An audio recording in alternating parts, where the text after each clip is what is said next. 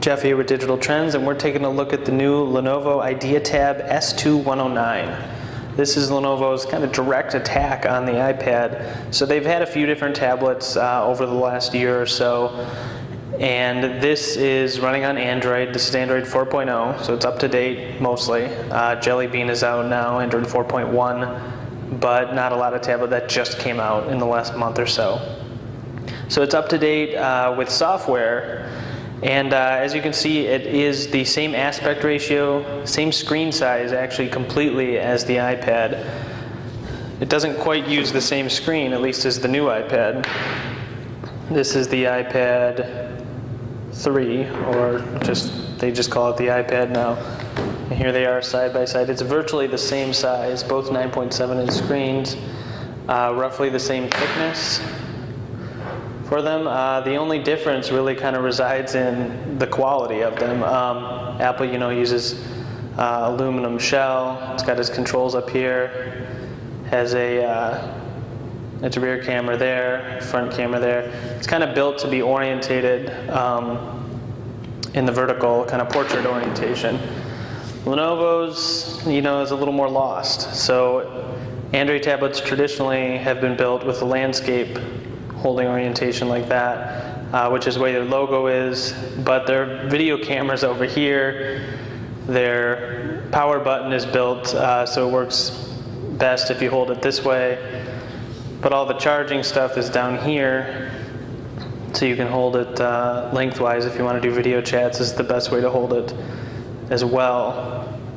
But then if you go back, if you're listening to stuff, you're going to want to hold it. You're going to want to hold it. You're not going to want to bang it on the table. You're going to want to hold it landscape, because it's got these quad speakers in the back. Surprisingly, though there are 4 speakers, they're not nearly as good as the iPad's 1 speaker, which is down there in the right corner.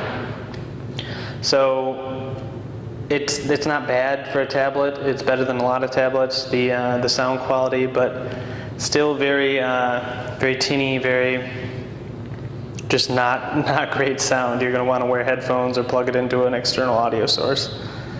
But overall, it's very responsive, runs Android quite well. So if you're looking for basic functionality like that, this tablet definitely has it. We are a little bit disappointed Lenovo didn't take advantage of the screen size as much as it could. It's a little taller here in landscape than other tablets. They replaced the keyboard with a really crappy newer keyboard, and we still have this kind of disjointed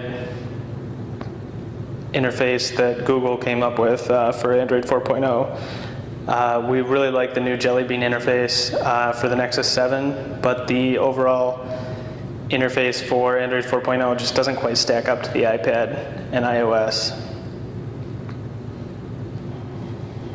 Now it's a little glitchy right now.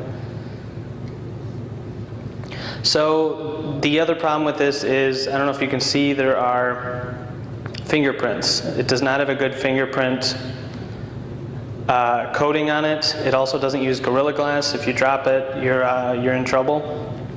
And the overall build of the unit is a little cheap. So this is a plastic outer frame here, and the screen actually, again, difficult to show, but kind of pushes up and isn't attached well to it. Overall, the overall unit feels kind of cheap, which is a shame, since normally it costs about $400, which is the same price as the iPad 2.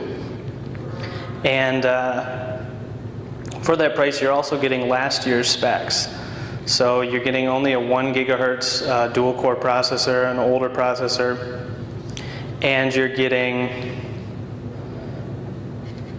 a few perks, like it's got micro SD and all that, but nothing special, especially when you consider that the Nexus 7 tablet is $200 and is definitely a better bang for your buck than this $400 tablet. Lenovo's selling it for a little over $300 right now, but that's a limited time offer on their own website.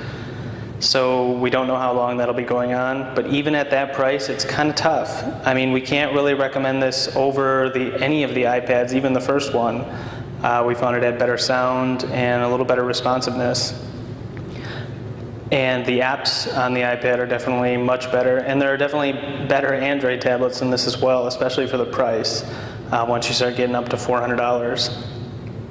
So overall, a little bit disappointing, but we like the screen size, and we hope Lenovo keeps trying, keeps going at it. So that is the Lenovo IdeaTab S2109.